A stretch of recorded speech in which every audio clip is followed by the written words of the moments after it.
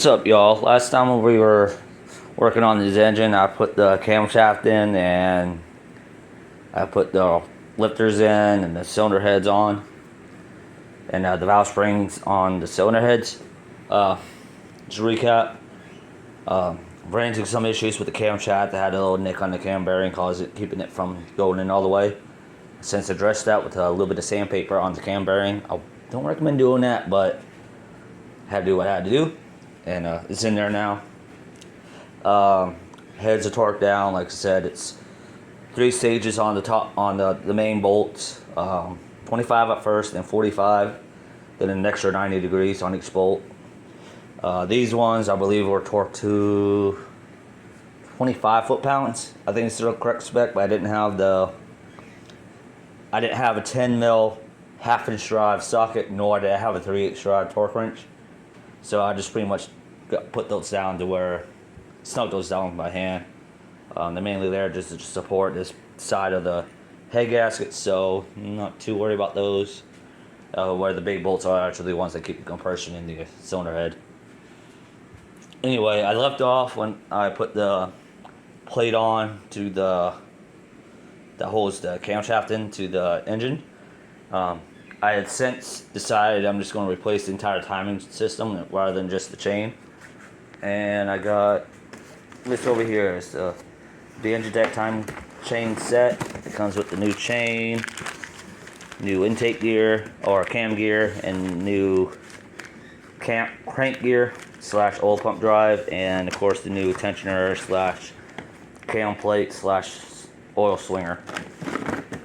So like I said, I'm gonna put that on. I got the 3 bolts right here and put a little bit of blue Loctite on them.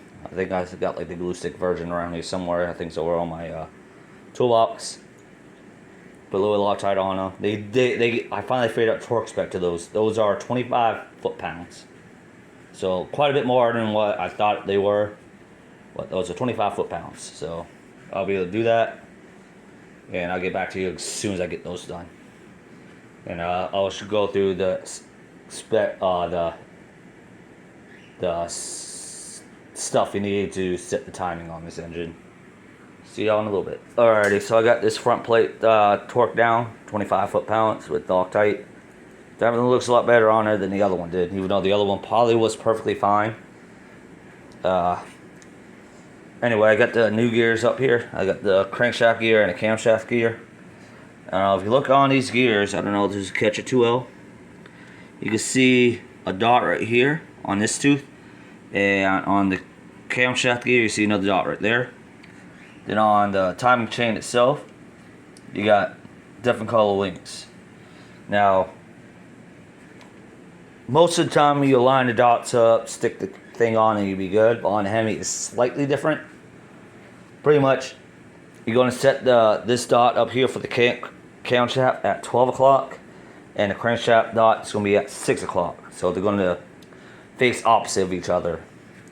Then on the chain, it's kind of arbitrary, but you're going to line this dot up, this black link up to the, or blue, it's kind of like a navy blue link up to this dot, the single link. Then the double links are going to flank this dot on each side. And that's how you set the chain up for it. And you're going to want to make sure the tight side is going to be on the driver's side, and the slack side is going to be on the passenger side. Because the slack side is the part that has the spring tensioner in it. Then once you get that done, you're going to put the new cam bolt. You have to use a new cam bolt. The old cam bolt is torque to yield, so you're only supposed to use it once. You're going to take your new cam bolt. I'm going to put a little Loctite on it. Then you're going to torque it to 95 foot-pounds. Yeah. It's kind of ridiculous, but it is what it is. It's 95 foot-pounds for that. And you pretty much got this thing in time. Then you're just going to rotate the engine over. I'm going to throw the crankshaft socket back, the bolt back in there, and turn it over a couple times just to make sure it's not binding up. Especially with that little modification I had to do that cam bearing for it to work. I mean, if I put the camshaft in there now, I could rotate it by hand relatively easily, so I'm not worried about that. It's a little tight, but I'm pretty sure once I get oil pressure in there, it'll be fine. And well, anyway, that's how it is. I think the main reason why it's that tight, so the friction between this and the camshaft are actually driving each other rather than all the power going through the spin. But this pin is really just to index the gear to the cam. That's why I wasn't really too worried about snipping that, modifying this with another screw, because that pin sheared off when I had that issue. Anyway, enough of me talking. Alrighty, so I got the timing chain set up, and I rotated twice. Oh, twice at the crankshaft with one rotation of the camshaft, and I can verify that everything feels as it's supposed to. So that weird cam bearing in the back is not going to give me an issue. Obviously, and I made a mistake. It's 90 foot-pounds, not 95 foot-pounds, on that camshaft bolt. And I used a pair of eye grips and I hooked it down onto the flex plate right here. I'm not using this flex plate. I got to convert this to manual. I'll do that right before I throw in the truck, because I'm gonna hopefully stick the transmission on this and throw both pieces into the truck together. I'm gonna probably do the rear main seal and oil pan at the same time. Speaking of that, I got the oil pan off. Pull the bolts off. Don't let it fall on your foot. You might need to pry the little windows tray / gasket off a little bit. I used a knife to kind of get in there and just kind of pop it off the thing, because that rubber kind of sticks to the block a little bit. Anyway, so anyway, I clamped the vice grips to the flex plate and it kept it from moving. And like I said, I rotated a couple times to make sure everything fit as it's supposed to. Now I'm gonna go ahead and assemble the valve train. It's relatively easy. Like I said, the shorter push rods goes on the intake and the longer push rods go on the exhaust. Then you're gonna stick the rocker shafts. They're labeled. The intake ones are labeled to deny, and as far as I know, the exhaust ones don't have any label on it, so it's gonna go on the opposite. Then after that, I'm gonna put the valve covers on, and that part will be done. And I'll just put the timing cover back on, the oil pump. I gotta figure out this thing with because I'm hearing I'm supposed to have an oil pump gasket. It goes right here, but the stock oil pump didn't come with the didn't have a gasket in there, and my replacement high volume oil pump doesn't have a gasket either. So I might stick a little bit of RTV just around the hole right here, just so I'll make sure I don't have any oil pressure problems. But I also don't really want RTV in the oil system, so I'm kind of on the fence about that. I might just send it. The pump I have is set for stock pressure, but I think 20% higher volume or something like that. So I'm pretty sure I'm not going to over pressurize anything. But anyway, I'm going to go ahead and line the push rods in. And I'll get one side set up, probably that side set up. Then I'll go ahead and show you how to do this side. Basically, the main thing is you got to torque them down to the specifications. I got to look up. I'm not quite sure what they are. But you want to walk it down from the middle. You're going to tighten this up a little bit, then you're going to work your way back and forth between the 5 different bolts. So anyway, let me go ahead and get that all situated, and I'll be right back when I get one whole side finished. Alrighty, so I got the entire valve train on this side of the engine. Sorry, it's a little dark. I got a new phone. I'm still trying to figure out how to use it. Anyway, I got this side all pretty much assembled. Like I said, I started with the exhaust side first because that's the easier side to do, and I walked my way back and forth. Ended up finding my 1/2 inch to 3/8 adapter, so I was able to properly torque these down. Torque spec is 17 foot-pounds, so there's that. When I will put a shaft on, well, first of all, when I put the push rods in, I just dipped into a little bit of moly lube and kind of give the ends a little bit of a lubricant, so they don't start dry. I did the same thing to the valve stems. And once I put one shaft on, I rotated the engine over one full cycle. So 2 rotations of the crankshaft, 1 rotation of the camshaft, just to make sure everything's lined up properly and popped into place, nothing going on. No piston to valve contact. Because I didn't deread this camshaft. They're technically supposed to, but I don't have any of that stuff. And even if even if I did, there's no way for me to adjust anything. So I'm just send it as it is. Hopefully the cam's on point. If not, maybe a little bit better than it's supposed to be. But anyway, now I'm gonna go ahead and do this side of the engine. I'm gonna do this off camera again.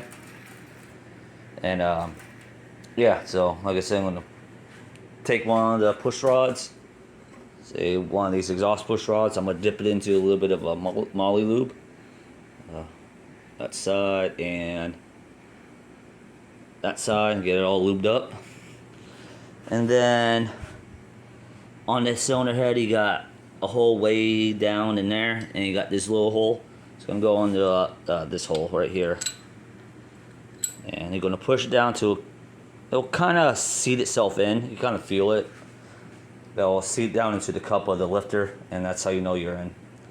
I take some of that little extra, just put it down on valve stem seal, and that's pretty much how I'm gonna do it. Go all the way down, get this tightened up. Then I'm gonna throw the valve covers on. I don't think y'all already need to see me do a valve cover. Just taking the pulling the old gasket out, putting the new one in. Should kind of clip in there, much like the everything else, and throw it on. It should be all set. And then after I get those on, I'm gonna throw this front cover on with the water pump and the new tensioner and the alternator. Still waiting on my power steering pump to show up. That one's actually come from China. I didn't realize it, but it should be here by the end of the week, maybe the end of the month. Basically, it'll be here by the time I get ready to put all this in there, because I got to get the reservoir anyway, which I might do something aftermarket with that. And anyway, I'm gonna go ahead and get the rest of this all done, and I'll be back when I'm getting ready to throw the front timing cover on, because I got to pound in the front seal. I got to put in the gasket. I clean this surface off a little bit more than what it is, even though I think it should be all right. And then yeah, torque all those down. Throw the alternator on, and I'll be on its way. Alright, I'm gonna go ahead and stop rambling. Alright, so I got the total valve train all assembled. The rockers are all tightened down, checked and lubed, and you know, about the camshafts in tight, timed. So now I'm getting ready to throw the valve covers on. These are very simple. I actually got them over here. I'm gonna close this. Move this out of the way.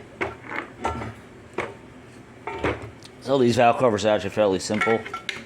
You got some seals that go around the bolts, and you got the main seal that goes on the perimeter, and the little ones that go around the spark plug holes. Pretty much pulled all those out, replace them with new ones, throw them on the engine. When I get them assembled, when I get them put on the engine, I'll let you know about the torque spec. I think they're 15 inch-pounds. They're not that much, because these are only, I won't call them plastic, but they're definitely a composite material. Kind of feels like tool grade plastic, honestly. And these just pop on. I'm probably get some alcohol and just wipe down the sealing surface one more time real quick on both sides, just because I had the assembly lube going all over them, and my fingerprints and moly lube. And yeah, once I get that done, I'll throw this timing cover on, or oil pump on, the timing cover, you know, all the regular stuff. And that would pretty much be the end of the video. This engine will essentially be fully assembled, minus the oil pan and the pickup. Because I think I had to change a couple of the main stud bolts to the truck style, just because the car style doesn't have the bolts with the studs that go through to support the pickup tube. And since I'm converting this to a rear sump, I'm gonna need to do that. I'm also hearing some things that the older truck pans won't quite fit the Dakota. I think I should be okay. Might just have to put a couple dents in the oil pan, but I'll tackle that when that happens. Holley does sell a full swap pan for this engine, but I don't want to do that. It's like $300 some, and you don't use the regular windage tray. So if I have an oil leak, I have to get a specific gasket for it. I'd rather just be able to go to the parts store, buy the oil pan / windage tray gasket, and throw it on. So that's my that's my thing on doing that. But anyway, we'll go ahead and pull these off. I think these were replaced before because there is a little bit of RTV in some areas. Since I'm doing this out of the car, I won't really need to do that. But yeah, these literally just press into these little holes. There's one thing about this engine I do like. Most of the main gaskets are just O-rings. So there's not really much cleanup you gotta do with them. You just gotta pull them off. Just make sure the little grooves are free of debris. And just do a quick wipe down on the actual like sealing surface and it should be good. Should be all set. But anyway, let me go ahead and do this. And I'll be back once I get both valve covers on. And I'll let you know what the torque spec is once I look it up. And see you all in a little bit.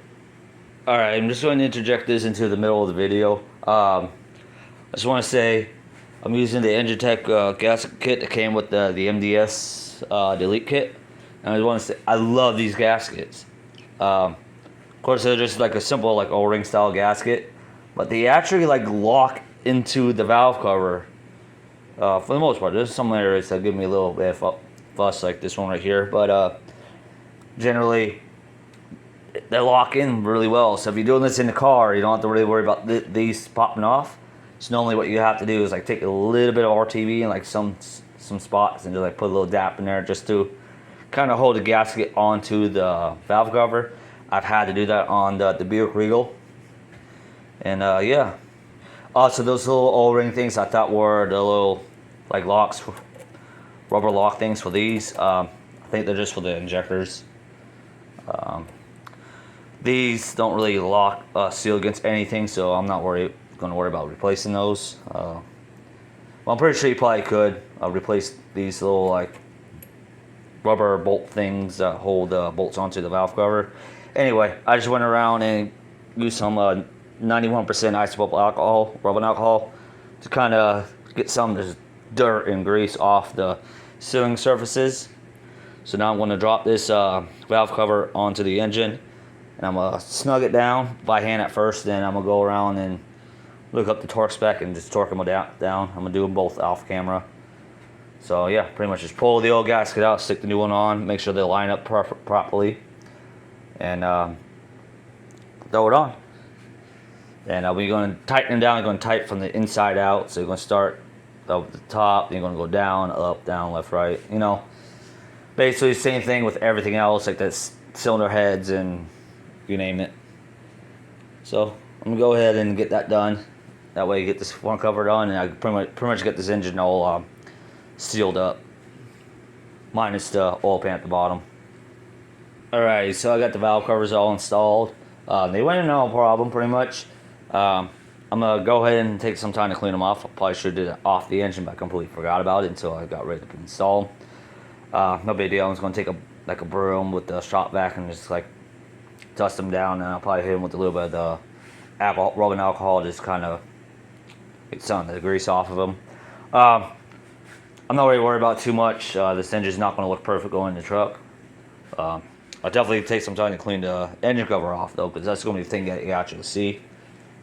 You'll probably want to see this little like lower bit of the lower third of the valve cover. Anyway, like I said, I put them on, tighten them down in a star pattern. The torque spec is 105 inch-pounds, so I use my little inch-pound torque wrench. I'm not sure how that equates to foot-pounds, but I can tell you right now, it's pretty much just hand snug with like a 1/4-inch ratchet if you don't have an inch-pound torque wrench. So pretty much what it is, if you can't really see because the lighting's not that great, these the metal collars that goes down over the bolts. Once those contact the head, it just pretty much snug those up. And that's enough compression on the gaskets, I guess, to keep the oil in. I'm gonna probably put an upgraded PCV body catch can on this thing to help with the PCV problems that these engines tend to have. I got one, and that was already supposed to go on the truck in the first place, but I never did. So I got that already. I just need to get some hoses, really, and I'll do that when that time comes. It's not urgent. It's just something I gotta get done eventually.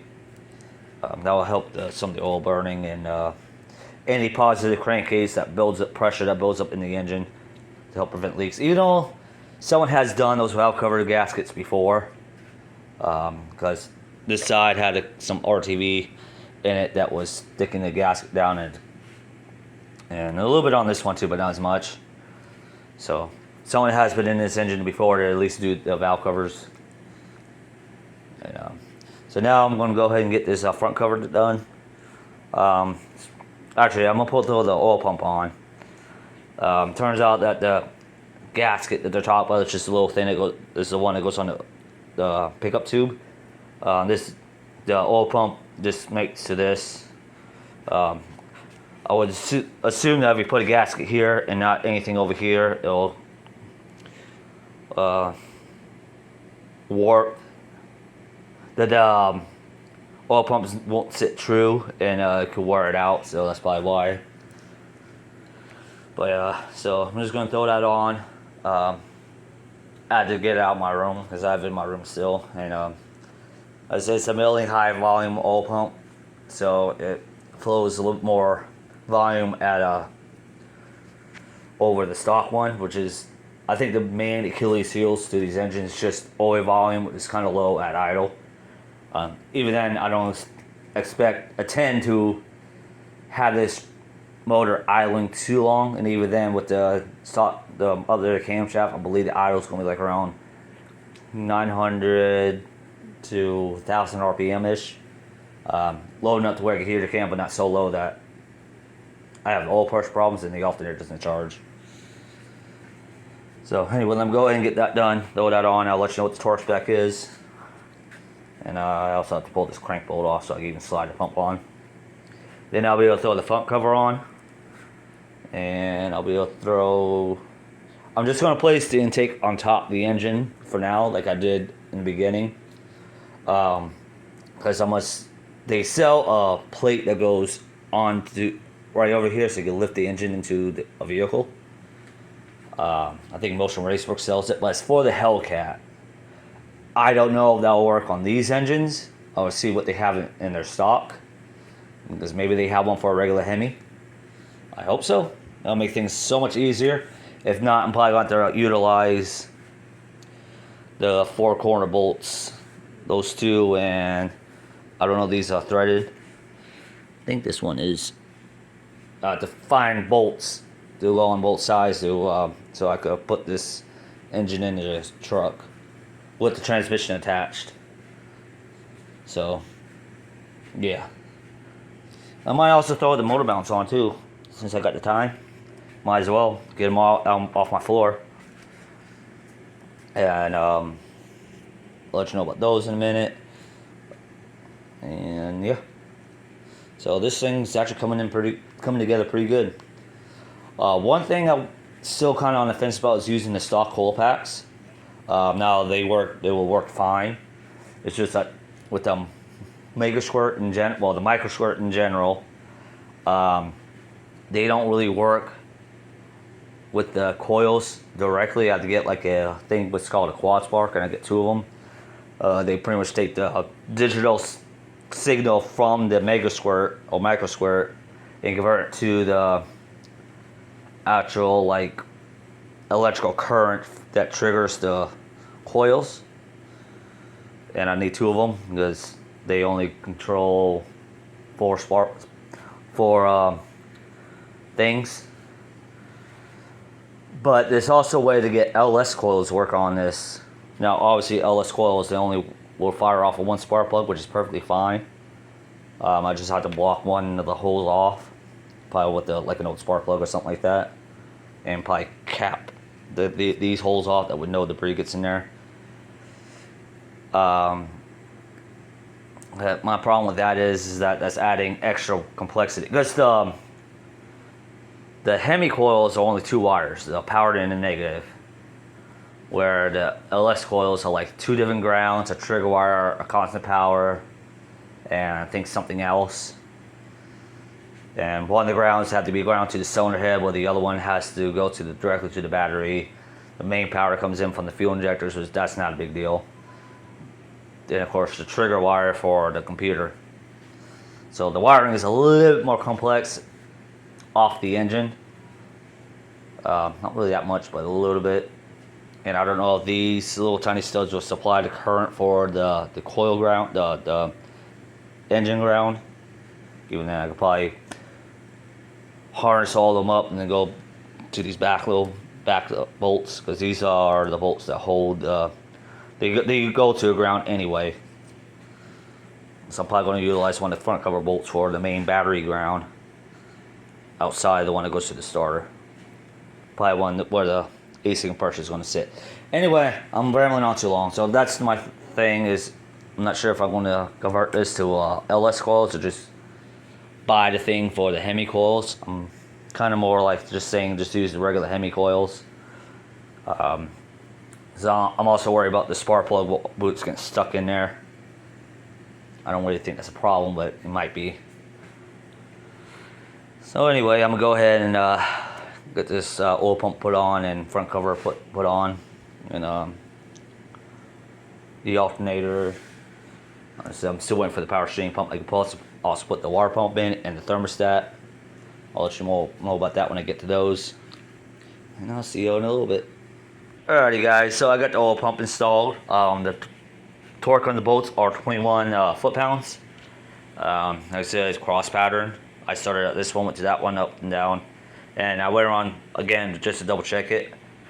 Now putting these on can be a little tricky, but it's not too bad. Basically, you gotta when you slide it on, you gotta kind of like twist it a little bit for the little teeth to line up. Then when you get all the way on, you just kind of like have to move it around just so the snout of the crank doesn't hit the casting of the oil pump itself. And then I was going back and forth whether or not this thing had a gasket. On the old one, it didn't have a gasket, but since this is an aftermarket oil pump, I wasn't sure how well that sealing surface was.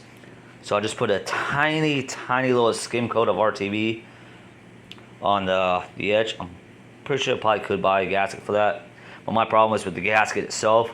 If it's too thick, it might make this thing sit kind of awkward and might hurt the oil pump in the long run rather than help it. In RTV, it will switch to a certain amount, then yeah. Now, I was kind of a little worried about the RTV breaking off and getting the oil system, but I just came to realize that if that were to happen, it will get stuck in the oil filter first. So, like I said, I was really careful with the RTV, and I only put a very thin coat of it just to take up any openings that unevenness that might be present. So, like I said, 21 foot-pounds on the bolts. Now I'm going to get ready to clean off this sealing surface, and I'm going to pound in the front main seal on the timing cover. I got that seal right here with the timing cover gasket itself. It looks like it has a little protector on it. I just got to find something big enough to pound it in with. Obviously, I'm going to use my hammer, and I got my little wood thing out there. I'm going to do it on. I'm going to do that off camera because y'all don't need me see me pound the seal in. But when you pound it in, you might want to put a little bit of assembly lube on the seal itself on both sides, inside and outside. Though that one looks like it has a little thingy on it for when you assemble it. Doesn't mar up the gasket. But you're going to pound it in to balance off against this little edge. It's a little edge on here. I know you guys can't really see it. New phone. It's now realizing the low light on this phone doesn't really work that well. But yeah, so pretty much knock the seal until it's seated up against that edge, and maybe add a little bit of lubricant when you pound it in. That way it goes a little easier, doesn't distort. And then gas kind of just sits into the grooves on timing cover itself, which are going to be those right there. Can't really see it, but there's a groove right here, and that's it. Then when I put it on, I'm going to put the 4 lower bolts in first, and then the water pump just holds the top entire upper half of the timing cover in. And yeah, Timing cover I might not actually torque down. I mean I might torque down the four main bolts, but everything else I might not torque down because I think the spec is different with all of them. I have to look at real quick. Yeah. Then on the timing cover as well as the rear main seal plate, you're going to want to add a little bit of RTV on the corners where the oil pan, timing cover, and block kind of intersect each other. I'm going to do that when I put the new oil pan on. But that's just to help prevent leaks from those seams, because those seams don't really seal up too well. So I'm going to do that when I put the new oil pan on, which is not going to be until I get ready to put this motor inside this engine inside the truck. For obvious reasons. It'd be easier on the engine lift, and I had to get to the rear main seal to change that, because I might as well change that before I put the flywheel on, which I can't do that until I get the flex plate off. Well, I can't get the flex plate off till I get it off the engine stand. So yeah, so let me get that done. Let me get this timing cover hood on and the water pump as well. We'll throw that on too. It's the same thing. Stick the little gasket on there, tighten it down, and I'll let you know what I picked for the thermostat and why I picked it, and we'll go from there. All right, so I have to make this quick because it looks like it's getting ready to rain again. Got the seal knocked in. I ended up using my ball joint purse kit, using my big cup, and of course my little hammer. Don't mind this. I'll just use that one to size it up. But yeah, seal's knocked in, ball joint cup, and my hammer attachment worked great. You use a big socket. Just want to make sure it's being pursed on the outer edge of the seal, because that's where the support is. Say if I would have used this one, I probably would have damaged the seal because it doesn't go to the edge. I'm gonna wipe it down real quick before throwing it on the engine, just because this area is a little dirty, and I'm get ready to put that on the engine. But those slots are what I was talking about earlier. I'm gonna stick the gasket in those, and you should be able to just slap this on the engine. So I'll see y'all in a little bit. Okay, so I got the timing cover on and the water pump. All the bolts are the same tension at 21 foot-pounds. So 4 bolts at the bottom that actually hold the cover onto the engine. Then all the bolts around the water pump are all 21 foot-pounds. I ended up just throwing the new tensioner and transplanted the pulley on it. Just 1 bolt holds those on. Anyway, I got the thermostat housing right here, and I got the new thermostat. Now, stock thermostat temperature on these engines are 203 degrees, and that's plenty fine if you're using a stock EFI, you know, whatnot. But these engines, specifically the 2003 to 2008, do have that issue with the valve seats dropping, and a lot of that has to do with the heat. Also, I'm not running my heater core in the truck right away because I got to get it replaced, because it's all the ports coming out of the firewall are a little messed up, and they leak, so I did change the heater core. So for now, I'm going with the 160 degree thermostat. Let's go and drop the head temperature in the cylinder heads down quite a bit, so hopefully it kind of mitigate the valve drop issue that these things have, and overall just keep the engine a little cooler. Theoretically a little more power, but not really, because none of the coolant goes through the intake. But who knows? When I get my heater core replaced in the truck, I'll probably up it to 180 degrees. That way it's closer to what the truck was from the factory. But yeah, so the thermostat just goes in this little hole right here, and it gets capped off with the thermostat housing. Kind of wish I bought a new one, but this one's fine. I cleaned it up a little bit. If it leaks later on, I'll just replace it. They're cheap. It's easy to get to. So I'm just going to throw this in, and that part will be done. Then I'm going to stick the alternator on the side. I did a little research, and Holley does sell like a relocation bracket for the stock alternator to kind of bring it up a little bit. though. I wonder if that gets in the way of this. I'm not doing that because a lot of people that have these trucks said that there's at least a good like 1.5 to 2 inches of clearance from the alternator to the frame rail of the truck, so I'm not going to worry about that at all. I'm also going to throw the motor mounts onto the engine because I may actually use those to snag this up with the chain. I don't know. I kind of don't want to do that because it's going to put the chain over the valve covers and I want to take those off. But yeah, so I might also put the tubes on, the heater tubes that goes on to the back. I might put those on as well. And I think I might leave it off there for today. So the alternator, the motor mounts, and those heater tubes. So I'm just going to drop the intake back down on it, just kind of see how it looks. Exhaust wise, I think I'm going to just bite the bullet and buy the Hooker long tube headers that they sell for this swap kit. They're like $900 though, so I'm kind of like, that's like $300 more than what I spent on the engine itself, so it's kind of like, what the heck. But I'm going to go ahead and get this finished up. I gotta clean all this mess up too, that way I could use my TV and the couch.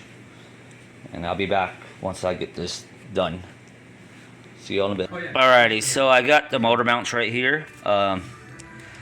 This one is this still in the packaging is the driver's side. This one's the passenger side. I was just looking over the instructions real quick.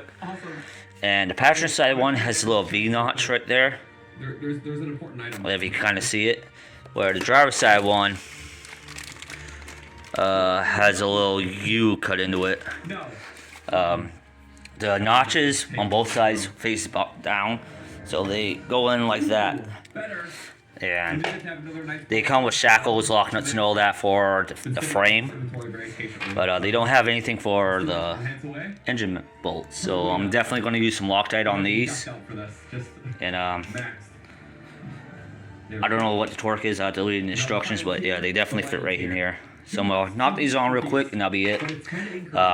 That's the part number. I got the part of it that comes with the transmission mount or bracket,